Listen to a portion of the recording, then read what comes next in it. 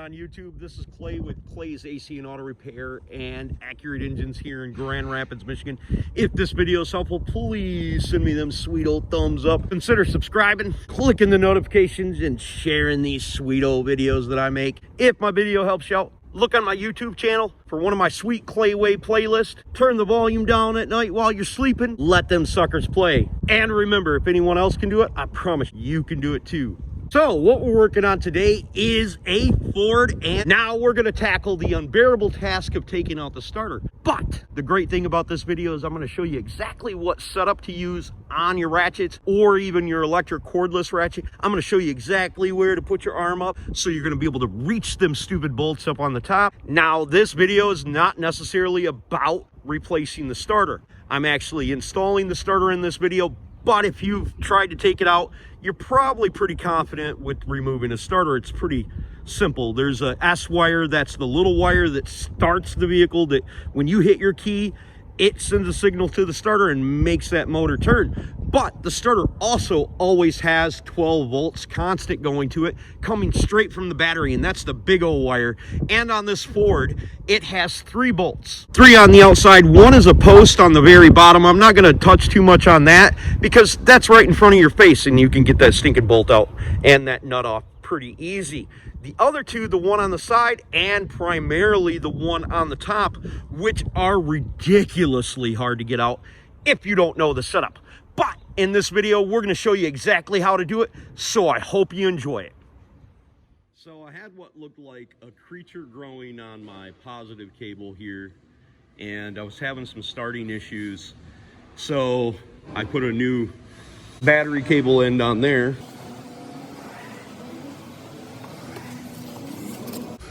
And then I go up underneath here, there's a creature growing there on my ground wire. That's really important. And another creature growing there. So we're gonna disconnect the positive battery cable. We're gonna clean them creatures off and hopefully the vehicle starts and runs. Well, in my situation, it was the cable from the solenoid to the starter that had rusted off because of this corrosion. Okay, so the setup is really important to getting the side bolt out and the top bolt out.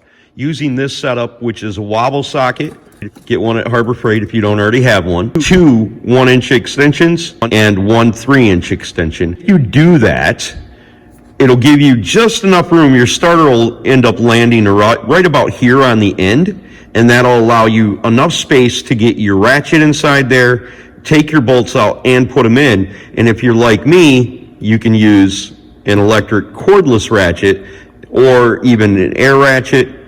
That will make this job so much simpler, and you'll have this starter out in a matter of minutes versus messing with trying to turn this stinking top bolt out. So there you go.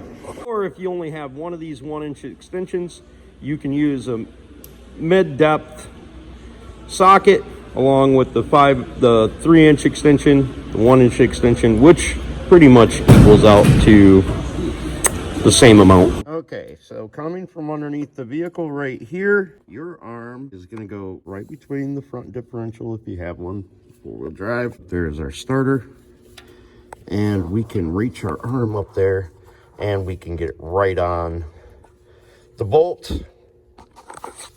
with the extension and everything on there, and tighten it up with our air ratchet and loosen it with our ratchet. Pretty good stuff, eh? God, crikey. Why, yeah, badass. Oh, I know.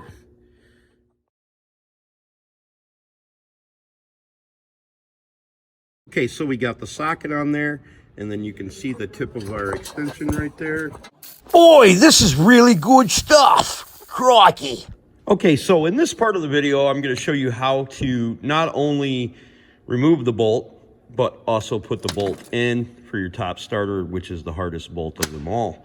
Now, you can use grease. In this situation, I'm going to use dielectric, and I'm going to put it in there, and because that'll put it right here inside the socket, that'll make it super sticky. Put some soap in there. That didn't really work very well, so I just couldn't find any grease or think of any grease at the time. But wheel bearing grease, any kind of grease, we're going to put that bolt in there and use that. And this is the same way you're going to extract the bolt as I install it as well. Now, as you can see, I got the grease in there, and that's just going to make the bolt sticky enough in there so it doesn't fall out, and that's what we want.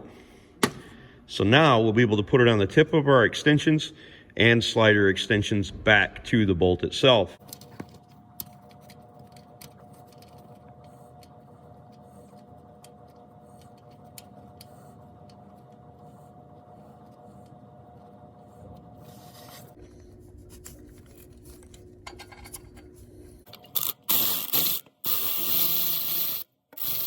If you guys found that video to be helpful, please consider subscribing, clicking the notification, sharing my videos, and giving them sweet old thumbs up.